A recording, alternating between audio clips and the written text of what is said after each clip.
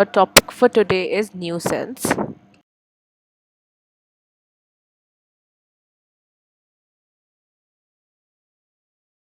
So, the word nuisance has been derived from the French word nuire, which means to hurt or to annoy. Ordinarily, nuisance means disturbances. According to Winfield, nuisance is incapable of exact definition, but for the purpose of law of tort, it may be described as unlawful interference with a person's use or enjoyment of land or of some right over or in connection with it. So, a person in possession of a property is entitled to its undistributed enjoyment as per law. However, if someone else improper use or enjoyment in his property ends up resulting into an unlawful interference with his enjoyment or use of that property or of some of the rights over it or in connection with it, we can say that the tort of nuisance has occurred. So for the word nuisance, it is derived from the old French word nuire, which means to cause harm or to hurt or to annoy. The Latin word for nuisance is nucere, which means to cause harm. So, nuisance is an injury to the right of a person's possession of his property to undisturbed enjoyment of it and results from an improper uses by another individual.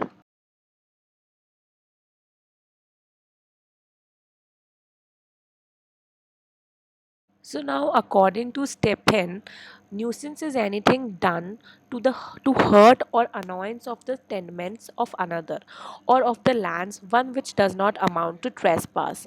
According to Salmond, nuisance consists in causing or allowing to cause without lawful justification the escape of an deleterious thing from one's land or from anywhere into land in possession of the plaintiff, such as water, smoke, gas, heat, electricity, etc.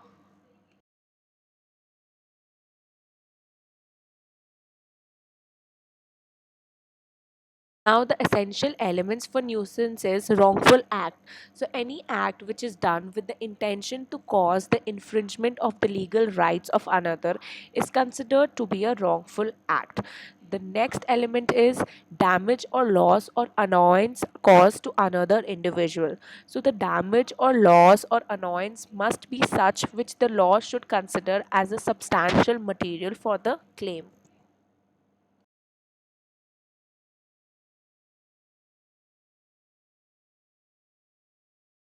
Now let's understand what is a private nuisance and what is the public nuisance and the difference between the two.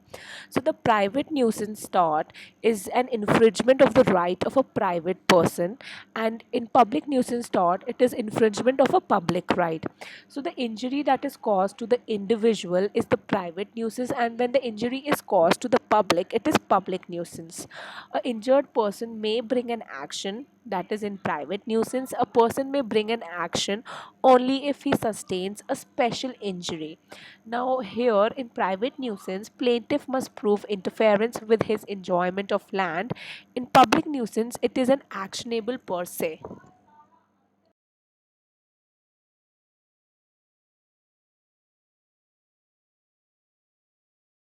So now defenses available in nuisance are there are many valid defenses available. First is prescription. So a prescription is a title acquired by use and time and which is allowed by the law. A person claims any property because his ancestors have had the possession of the property by law. Prescription is a special kind of defense as if a nuisance has been peacefully and openly been going on without any kind of interruption, then the defense of prescription is available to the party. On expiration of this term of 20 years, the nuisance becomes legalized as if it had been authorized in its commencement by a grant from owner of the land.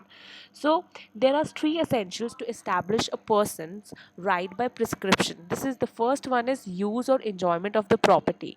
So in this it must acquire by the individual by law, and the use or enjoyment must be done openly and peacefully. Next is identity identity of the thing, property enjoyed. So in this, the individual should be aware of the identity of the thing or property which he or she is peacefully or publicly enjoying. The next is it should be unfavorable to the rights of another individual. So the use or enjoyment of the thing or property should be of such a nature that it should be affecting the rights of another individual, thus causing a nuisance, and even after knowing of such a nuisance being caused, there must have been no action taken against the person causing it for at least 20 years.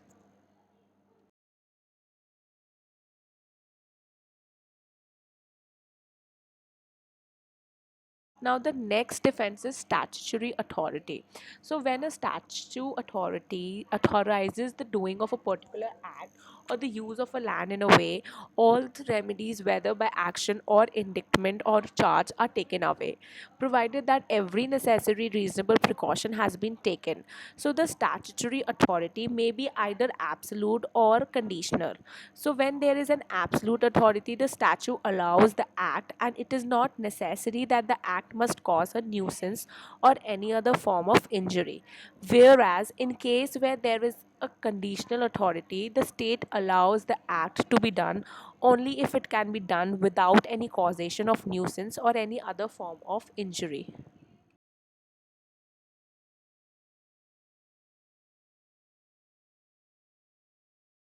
Now the remedies are available in nuisance. So in the three remedies are, the first one is injunction, the second is damages, and the third is abatement. So in injunction is a judicial order that will restrain a person from doing or continuing an act which might be threatening or invading the legal rights of another. It may be in the form of temporary, which is granted on for a limited period of time, or it may be permanent. Now, damages may be offered in term of compensation to the aggrieved party. These could be nominal damages, and the damages are to be paid to the aggrieved party as decided by the statute. And the purpose of the damages is not just compensating the individual who has suffered, but also making the defendant realize his mistake and deter him from repeating the same wrong done by him. The next is abatement. So, abatement of nuisance means the removal of a nuisance by the party who has suffered without any legal proceedings.